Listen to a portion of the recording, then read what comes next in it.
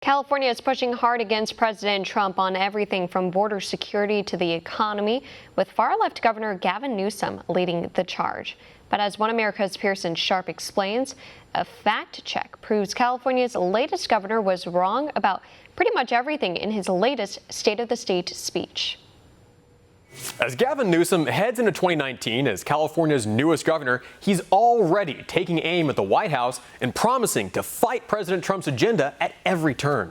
Following the president's State of the Union address on February 5th, Newsom delivered his own State of the State speech a week later. The new governor didn't waste any time attacking President Trump and his policies, hammering home his radical leftist agenda with a slew of facts, touching on everything from California's economy to illegal immigration. However, a quick fact check on Gavin's one-sided diatribe to his applauding Democrat legislators reveals California's newest leader is a little out of touch with reality. First of all, Newsom claimed the state had added over 3 million jobs since 2008. But according to the Bureau of Labor Statistics, that's not only not true, that's actually way off. We're not exactly sure how Gavin arrived at his numbers, but if you simply compare the number of workers in 2008 to the number of workers in 2018, you come up with just 1.8 million more. That's well over a million less than what Gavin claimed. But in the same time, California's population also grew by more than 3 million people, meaning there's over 1.2 million people in the state since 2008 that aren't working. That's not progress, Gavin. That's a massive failure. But according to Gavin himself, he actually rewards failure. I started a failure award in my businesses because I believe in this so much. Literally a failure award. We promote and celebrate and reward the employee that screws up the most. I'm a good person to work for. And while the governor went on to tout California's prosperity, another reality check shows there are more businesses fleeing the state than at any point in history. In 1 year alone, in 2016, nearly 2,000 companies left the state. 1/3 of all people on welfare in the entire United States are in California. And 1 out of every 4 people in the state is below the poverty line, which makes sense considering 6 of the 7 most unaffordable cities in America are in California. Keep in mind, California is basically a one-party state and is almost entirely run by liberal Democrats, meaning there's no one else to blame for the state's massive problems. In fact, in the time period Gavin Newsom references, going back to 2008, some 13,000 businesses have left the state. The greater Phoenix region grew by 50,000 jobs last year. Meanwhile, many California companies are thinning their ranks. Chevron is moving 800 jobs from their Bay Area headquarters to Texas. Waste Connections shifted more than 100 jobs to Texas from Folsom.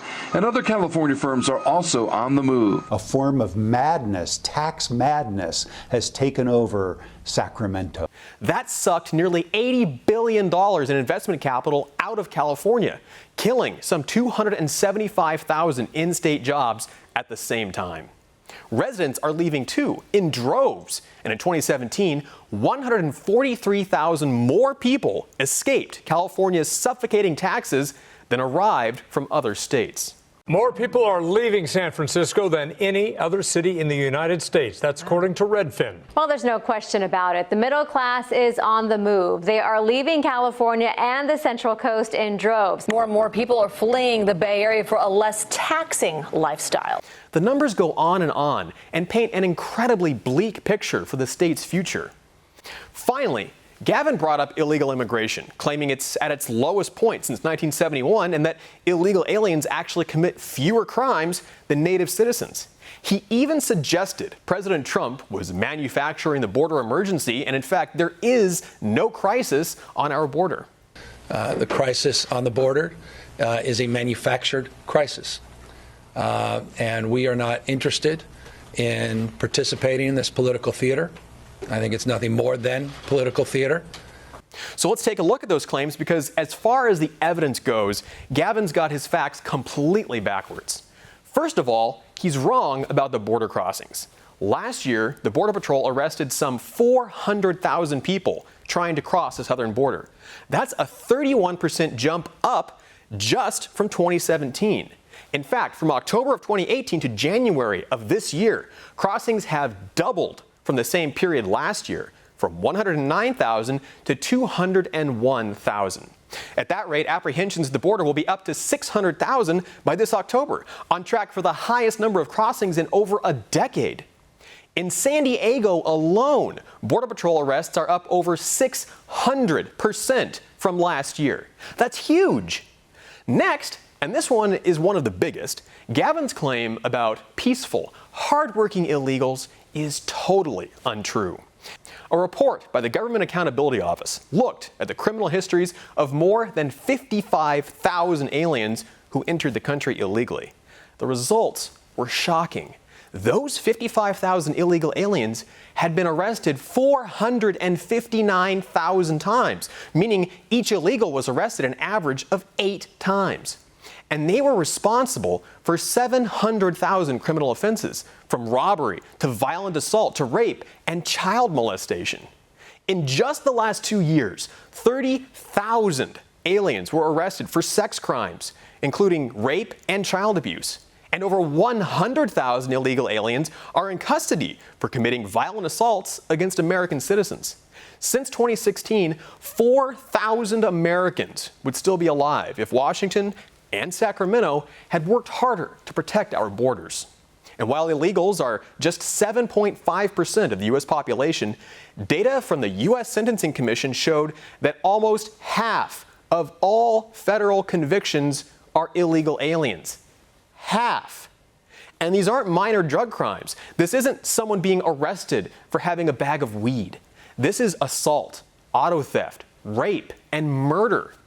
Illegals commit over 75% of all drug-related offenses and 37% of all the murders in the entire country. So how is it possible Gavin Newsom believes they're less violent than Native American citizens? Gavin's right about one thing, though. This isn't a crisis anymore. It's gone way beyond that.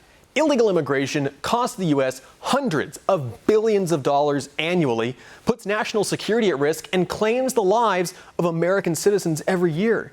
That includes Americans like Drew Rosenberg, Ronald Da Silva, Sarah Root, Tessa Tranchen, Grant Ronnebeck, Shayla Estes, and countless others, all of whom would still be alive today if not for illegal aliens. Worse, the people you elected are allowing and encouraging these illegals to roam free. And here in California, we're spending more than $30 billion a year, over 17% of the entire state budget, supporting illegal aliens. And that's for life. The U.S. Census just revealed nearly 70% of non-citizens in America are on welfare. And once they're on it, they end up never working. It's not just or fair for someone to sneak into America illegally and then somehow be given the same rights and privileges to determine the future of our country. But that's exactly what people like Gavin Newsom are fighting for. Together, let us build a house stronger than the coming storms, yet open to the world. A house that provides shelter to all who need it and sanctuary to all who seek it. It's fine for him to stand up and make grand speeches commending illegals and declaring there's no such thing as a border emergency. But for the parents of children who were killed by illegals, and for the rest of us who must support them their entire lives, reality is much different. The toll they take on America and the crimes they commit never would have happened if these aliens hadn't been able to enter the country in the first place. Our country was built by Americans, for Americans. And until our sovereign borders are protected, that liberty and our safety will always be at risk. For One America News, I'm Pearson Sharp. Want to see more videos like this? Click on the link below and subscribe to One America News on YouTube. And call your cable provider and kindly demand that One America News is added to your lineup. Call and subscribe today.